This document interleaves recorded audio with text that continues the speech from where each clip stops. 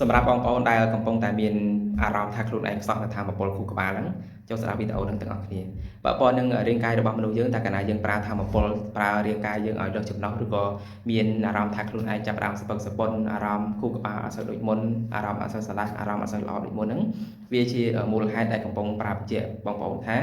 មេតាបូលីសឬក៏ប្រព័ន្ធភាពស៊ាំបងប្អូនចាប់ផ្ដើមចុះខ្សោយហើយអញ្ចឹងរាងកាយមនុស្សយើងរៀនសង្កេតទៅគឺងាយយល់មែនតើបងប្អូនទាំងគ្នាតែកាលណាមានការប្រែប្រួលអីមួយហ្នឹងគឺវាចាប់ផ្ដើមប្រាប់ថាត្រង់ផ្នែកហ្នឹងឬក៏ប្រព័ន្ធហ្នឹងចាប់ផ្ដើមចុះខ្សោយឬក៏ទូនីតិធ្វើការរបស់វាគឺចាប់ផ្ដើមមានការចុះខ្សោយថ្ងៃហ្នឹងគឺខ្ញុំមានការចូលរួមមួយដែលប្រព័ន្ធនឹងប្រព័ន្ធខួរក្បាលក៏ដូចជាប្រព័ន្ធមេតាបូលីសអញ្ចឹងតែកាលណាមេតាបូលីសរបស់មនុស្សយើងគឺបានន័យថាចាស់ជាងវ័យឬក៏ចាស់មុនអាយុហ្នឹងវាទាញរាងកាយយើងគឺទ្រុឌទ្រោមទាំងអស់តែម្ដងមិនថារាងកាយតើតើនឹងអវយវៈខ្ពស់វិនប្រងនោមសរសៃឈាមបេះដូងប្រព័ន្ធខួរក្បាលថ្លើមសូត្រប្រមាត់អីហ្នឹងគឺបានន័យថាប្រព័ន្ធសរីរាង្គយើងវាចាប់ផ្ដើមធ្វើការខុសប្រក្រតីហើយឬក៏វាអន់នៅក្នុងការដែលធ្វើការងារអត់ដូចមុនអញ្ចឹងប្រព័ន្ធភាពស៊ាំរបស់មនុស្សយើងសំខាន់ជាពិសេសប្រព័ន្ធមេតាបូលីសរបស់មនុស្សយើងរាងកាយរបស់មនុស្សយើងតែកាលណាយើងរស់នៅបានអាយុវែងសុខភាពល្អគឺវាអាស្រ័យលើសុខភាពរាងកាយពីខាងក្នុង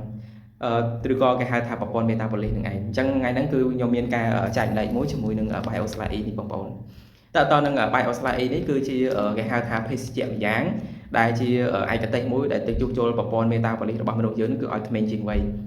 បានន័យថាកោសិកាក្រអរម៉ូនរាងកាយរបស់មនុស្សយើងហ្នឹងគឺឲ្យមានប្រព័ន្ធរាងកាយទី1គឺប្រព័ន្ធភាពស៊ាំល្អ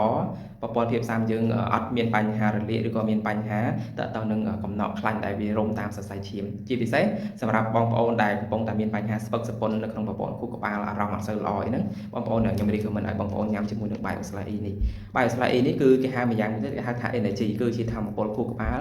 ហើយបងប្អូនញ៉ាំចូលទៅវាជួយរឿងទី1គឺប្រឆាំងជាមួយនឹងអុកស៊ីតកម្មនៅក្នុងរាងកាយរបស់មនុស្សយើងជួយប្រព័ន្ធមេតាបូលីសរបស់មនុស្សយើងឲ្យរឹងមាំប្រព័ន្ធភាពស៊ាំរបស់មនុស្សយើងនឹងគឺឲ្យបានល្អ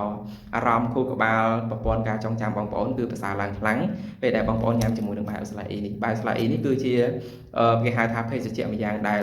គេរករកនៅខាងប៉ែកសហរដ្ឋអាមេរិកបងប្អូនអ្នកគ្នាអញ្ចឹងគ្រឿងផ្សំរបស់វាគឺសុទ្ធតែជាពពុះធម្មជាតិទាំងអស់មានស្លឹកមច្ឆាមានផ្លែប៉ោមខៀវមានពពុះរុក្ខជាតិដែលគេហៅថាគេដាំនៅក្នុងតំបន់ដីព្រហ្មចារីយ៍បងប្អូនអ្នកគ្នាបានន័យថាដីដែលគេអត់ដែលរុករានដីដែលមានផលប៉ះពាល់គីមីជាតិពុលអីទេគឺលក្ខណៈធម្មជាតិអញ្ចឹងគេចម្រាញ់ចេញមកគឺដើម្បីជួយទៅដល់ប្រព័ន្ធខួរក្បាលគ្រប់គ្រងការចងចាំរបស់មនុស្សនៅលើផែនដីរបស់មនុស្សយើងហើយបច្ចុប្បន្នជាមួយនឹង BioSlide E នេះប្រហែលជាមានចូលខ្ទង់ប្រហែលជា75ប្រទេសទេបងប្អូនអ្នកគ្នាដែលចរាចរនៅទីនោះមិនថានៅខាងប្រទេសដែលគេអភិវឌ្ឍរួចរាល់នៅខាងសហរដ្ឋអាមេរិកសិង្ហបុរីនៅខាងប្រទេសដែលជឿនលឿនជាច្រើនមិនថានៅកូរ៉េមិនថានៅប្រទេសណាទេគឺមានច្រើនមែនតើអញ្ចឹងបងប្អូនដែលកំពុងតែជួបវិបត្តិរឿងទី1អក្ខអាសាស្ពឹកស្ពន់ក្នុងខួរក្បាលអារម្មណ៍មិនសូវល្អកំពុងតែមានបញ្ហារាងកាយហ្នឹងខុសប្រក្រតីហ្នឹងខ្ញុំណែនាំឲ្យបងប្អូនអាចញ៉ាំជាមួយនឹង BioSlide E ហ្នឹងបាន